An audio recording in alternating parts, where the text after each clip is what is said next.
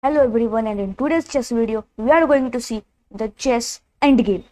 You might have heard about the movie Avengers Endgame series, but this is the chess endgame. And in the chess endgame series we are going to learn all the advanced and basic chess endgames of all time. So without wasting any time, let's get started. So this is the first example which you can see on your screen, and today we are going to learn the method of triangulation. So what is triangulation? Triangulation is basically a method by which you can win a chess game by losing a tempo. So now we are going to go deeper in it. What is a tempo? A tempo means losing a turn in a chess game, which is profitable for you. So in this position, we are playing with the white pieces, and now we need to save this game from our hands. So we need to promote our pawn like this.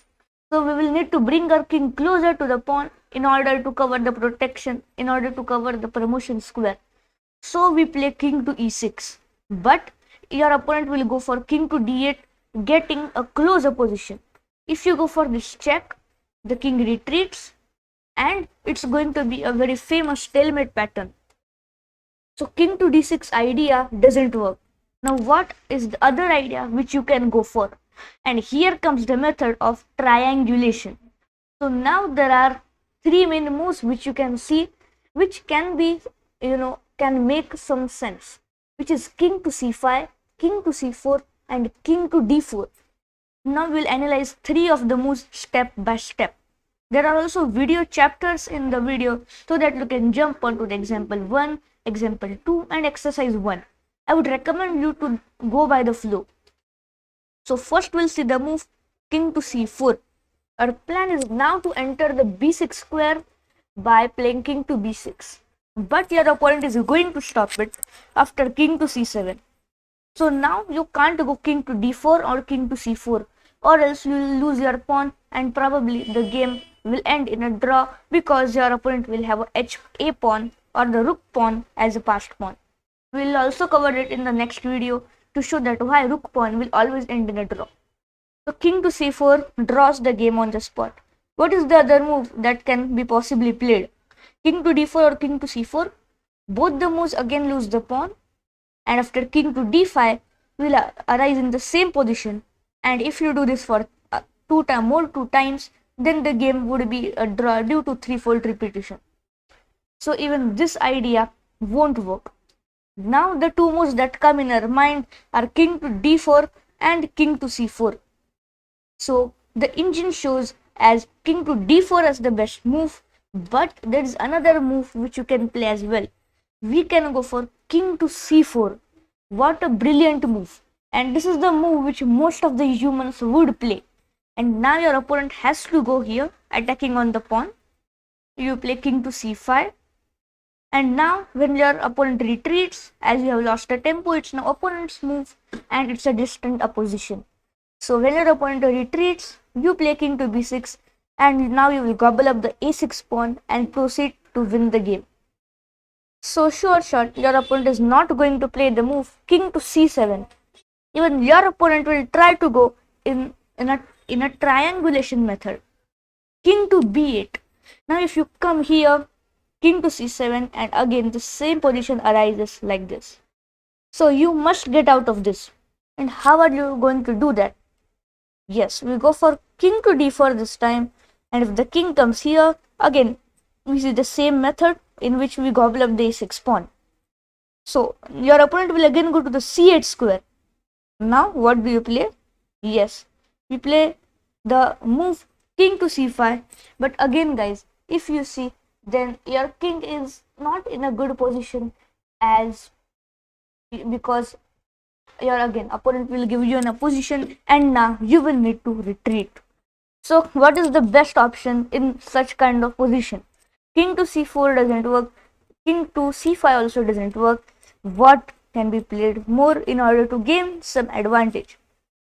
Well, king to d4 is the best move in this position. King to c4 also works, but I always prefer king to d4 as there are not a lot of complications here. So now your opponent can go to d8 or to b8. Let's check b8 first. You go for king to c4, your opponent will come king to c8, You go king to d5, your opponent will go king to c7, then we have king to c5, and again we see the opposition method. If your king comes here, king to d6, king to a7, c7, this, this, this, and now you simply promote to a queen and you win the game easily. After this, you can go to queen to c2. You can go queen to c2 when the king will retreat.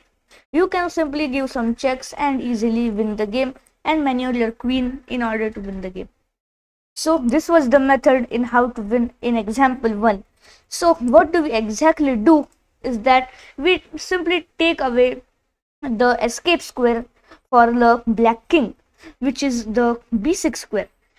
I'm calling it as an escape square because if black is able to cover it, then only the game can be saved, or else your opponent is going to lose the game badly.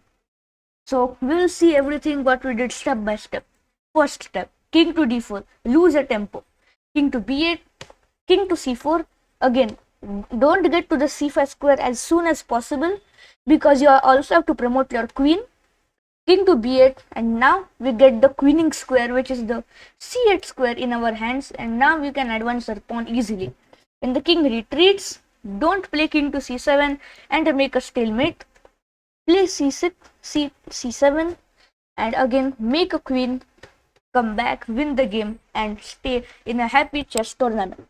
So these are the steps that we can solve or that we can analyze in our mind in order to win such types of positions.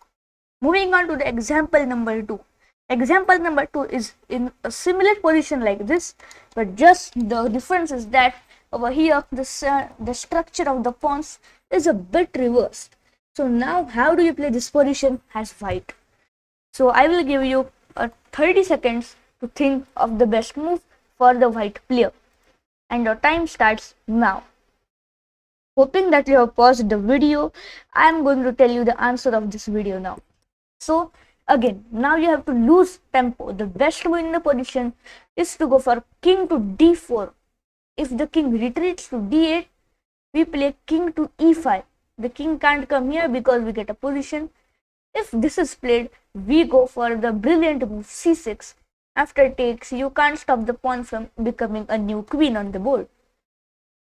So after king to d8, king to e5, and king to d8 variation simply doesn't work for black. What about king to c8 and king to e8? After king to c8, we have king to the e5 square. Then we have king to d7, king to the d5 square. And now after a sequence of the following moves, we are again able to gain control over the queening square, just like this. And after a continuation of moves, we are able to make a queen, and now we'll win the game easily, as you know how to win with a queen. So going behind, even king c8 does not work. Now the only option to the black player is to go for king to e8, and well, even this variation fails due to c6. So takes, we increase our pawn, and now the king is too far to catch your passed pawn. So even king to e8 doesn't work. What's the best move? King to c6. Now you might be a bit surprised, but you don't have to be surprised a lot. King to c4, getting distant opposition. When your king moves away, you play this, then we play king to d6. The king runs in a corner. We play king to d7, king to 8. We push pawn to c6. This, and now instead of capturing, it would be a stalemate then. So we go for king to c7. Your opponent has to increase your pawn, and after the following move sequence, you win the game in a checkmate, and your opponent may say good game and may simply leave the tournament hall. So I hope that you have learned something from the triangulation technique, and now is the time to test your skills. So now I would be presenting an exercise to you which we have to solve in the video. You may take a notebook, pencil and a pen, or anything which you want to write down the variations and the moves. So the thing that you have to do is that make heading as triangulation, write all the key points which I have explained in the video, and now simply get this position in your eyes and look for the best moves and write down all of them in your notebook. I will give you 60 seconds to think for that. And of course, if you are writing, then you may take 1 minute, 30 seconds, or even 2 minutes as well. So your time starts now. Presuming that you have paused the video and annotated all of your moves, I am going to tell you the answer to this question. So, okay, you have a passed pawn. You need to advance it further and reach over the d8 square. But your king is too far away from the square, and to get there you will need to do a lot of hard work. Probably your king will need to do a king march, and your king will be a lot of tired to simply walk there to the d8 square. So how do you make it easier for your king to get to the d8 square, or probably make a new queen? Yes, by losing in a position. You play king to c2, which is the best move. And even king to d1 and the king to c1 are the only moves which you win, but king to c2 is the most accurate move. So if you have played or annotated king to d1 or king to c1, good luck for the next time. You can again see the video and solve the exercise again. King to c2 is the absolute best move. Now your opponent is simply not going to go for king to e3 and fall into your old trick which you have used against your opponent in the previous game as well. Your opponent goes for king to f4. You go king to b2. Your opponent continues with the following sequence, not gaining a tempo. After we play king to b2, we have king to f4, king to c2, king to e5, king to d1. The king is simply running in a big circle, and now you must be surprised that how do we simply make progress. And it is extremely hard that you will actually get the answer correct to this point, but the theme of this exercise is to get most of the most accurate as you could get. So after king to d1, now the tables start to turn. King to d5, king to e2, we have a long way to go. We have after king to d4, king to d2, finally we get the position. King to d5, where do we go? King to e3, king to e5, and just by playing in a distant opposition like this, we are finally able to get our king to the e4 square with the help of our classmate pawn. We have d5, the king again runs into a nasty opposition. We have king to e5, even king to d5 works in order to gobble up this pawn, but king to e5 is the best move. King to c7, d6 check, king to d7, after king to d5, king to d8, we can now easily promote our passed pawn to a queen. After king to c8, we get this pawn, and with both the passed pawns, you can win easily, just like this. Your opponent isn't good enough to stop both the passed pawns at single time, so you can win this game easily, just like this.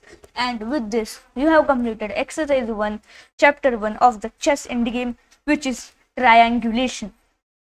And yeah, I hope that you have learned something from this video, and I hope that you will take something away from this video as well. So if you have enjoyed this video, please be sure to give this video a like. Also subscribe to the channel, as a lot of time and effort goes into making these videos. If you subscribe, we will think that our effort is going into the correct way. Thanks for watching. We'll meet you in the next one very soon. Till then, stay tuned. Have a great day and bye bye.